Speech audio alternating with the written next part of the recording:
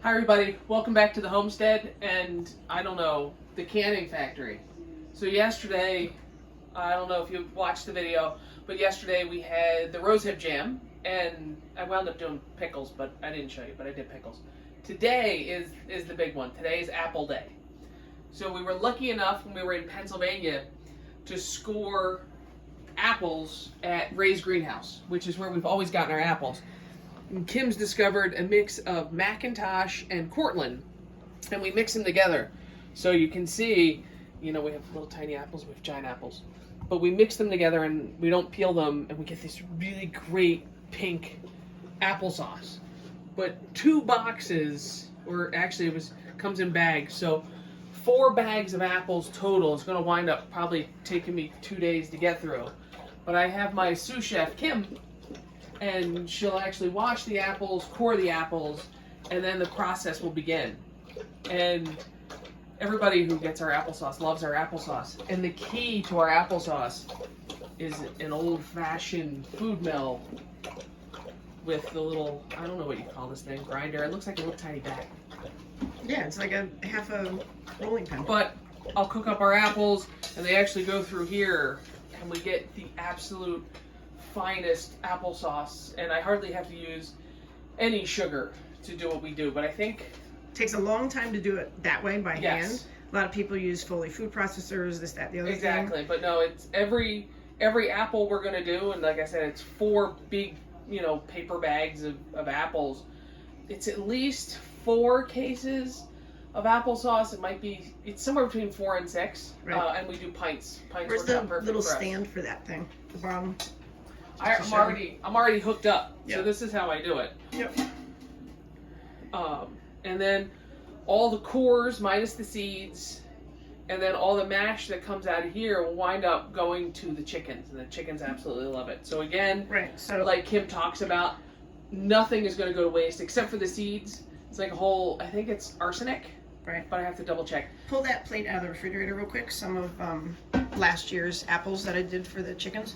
So I cut the center out where the seeds are, and I have just the ends, the front and the back of it, and then we freeze it. So that's from last year. So I'm giving them the last bag of last year's, and then we'll start freezing. And then they'll have all of this year's. It'll probably make 6 bags like that for the chickens, and then they have it all through the winter. Yeah, but it gives them something in the winter when there's not a lot of fresh stuff around for them to have. Yeah, so it's a nice and again, it takes time because I'm cutting the seeds out of the center and chopping the ends off, but it makes sense to give our chickens something really nutritious during the winter. We also have a pumpkin that we're going to cut up for them as well, and I think we have 1 bag of pumpkin left in the freezer right now as well.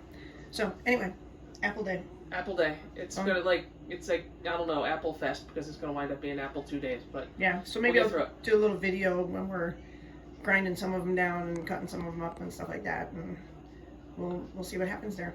And I am gonna pan real quick. I'm gonna turn around to the back and show you what we got done yesterday. And so that's the rosehip jam and the little ones. Whatever. And then Petrina got 3 big things of pickles that she's brining right now. So our house is kind of a disaster right now, getting ready to do all this, but in our ginormous kitchen. Yeah, right. But it'll be fun. So we'll catch up with you in a little bit. Bye. Bye.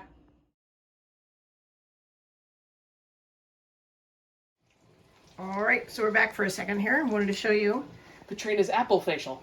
Petrina's apple facial. So this is actually what it looks like. Pull back for a second, Petrina. This is what it actually looks like. So she runs it through the blender real quick, just to mush it up a little bit. This is after they've been on the stove. And then everything goes in here. We'll end up with some apple mush left over there. But look at the color of that applesauce. Oh my gosh. It's just amazing. So in the sink, I have some of them cored, because next those will go into the pot and start cooking. And then we got a pot going, and then we have canning jars sterilizing right now. So in here, I core them out. There's the core in the middle. Then I cut the seeds out of the center, and then that's what's left for the chickens. So as you can see, quite a process here going on. But like I said, it's great stuff for the chickens, and they really, really produced for us last year through the winter the whole time. I think, with all the extra good stuff with vitamins in it, and vitamins and minerals, and all kinds of good stuff that we get. Happy chickens. So that was a little update there. So we'll catch up with you again in a couple minutes. All right, see you, bye. Peace out. Okay, so I'm out here at our compost bin, and if you look in the little bowls here, the one on the left is the one that has the seeds in it. That's the one I'm going to chuck into the compost bin right now, and then the one on the right is the stuff I'm going to give to the chickens. So we only had 2 bad apples in the 2 giant boxes, one there and one in the back. You see I put my burnt char in there, a bunch of eggshells, coffee grounds, all kinds of stuff. But yeah, all this will just break down over the winter and whatnot. And then I'll add my shit slurry. This is my cow shit stuff that I just let the water kind of break it down. And what we're going to do now is we're going to go over to the chicken pen, and we will give the chickens their stuff also. Got to go through the fence. Hold on a sec. And I also have some cut up banana peels from breakfast that I'm going to give them as well. So, hey girls! Come on out, everybody! So we'll go into the chicken pen. Nobody escapes. And I'll just kind of shake these around. It's really good for them to pick around too on the ground stuff, eating up little rocks and things. So you see they're feasting now. So they've got their apples, and now I'll just chuck in those banana peels from this morning. And they got all kinds of good stuff. And like I said, our chickens produced through the winter so well last year. We were actually amazed. It was just crazy. So they're happy. Oh, there's a little piece of bread from Subway downtown. We'll get that too. But yeah, they'll just pick around at this pretty much all day. And they're happy. So, cheers from the homestead. Take a look back here at their little pen. Chicken house we built. So, alright, catch up with you in a bit. Bye. Welcome back. So after the apples are cooked, strained, they're being put into jars now. Look at that color. That's great, beautiful, isn't it? So, here we are. In the pot, in the blender, in the jars, In the pot. and in the pot.